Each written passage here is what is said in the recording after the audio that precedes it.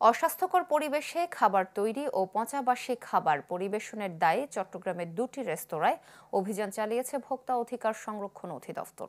সকালে নগরীর ঈদগাহ বউবাজার এলাকায় স্টার রেস্তোরাঁ এবং আম্মাজান রেস্তোরাঁয় অভিযান চালায় সংস্থাটি। এ সময় প্রতিষ্ঠানগুলোতে পচাবাসী খাবার ছাড়াও অস্বাস্থ্যকর পরিবেশ পাওয়া যায়, মেলে তেলাপোকাও। এ সময় দুটি প্রতিষ্ঠানকে সতর্ক করার পাশাপাশি ৪৫,০০০ টাকা জরিমানা করা হয়।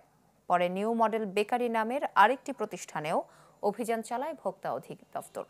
সেখানেও মেলে অপরিষ্কার ও অপরিচ্ছন্ন পরিবেশে খাবার তৈরির প্রমাণ। উপপরিচালক ফয়াজুল্লাহ অভিযানের নেতৃত্ব দেন।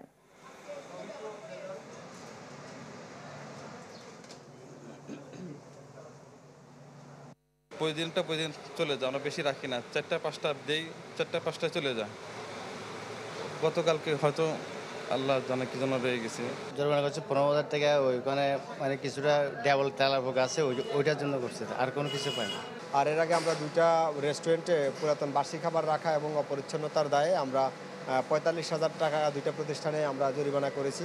আর এটা আমরা আমাদের তদারকি কার্যক্রম শেষ করে আমরা ব্যবস্থা গ্রহণ করবো। আপনাদেরকে একটা বিষয় দেখাই যে এইখানে আমরা দাঁড়ায় থেকে তাদেরকে পরিষ্কার করে দিচ্ছি। অপরিষ্কার বিষয়টা তারা এতটা অবহেলার সাথে তারা নিচ্ছে।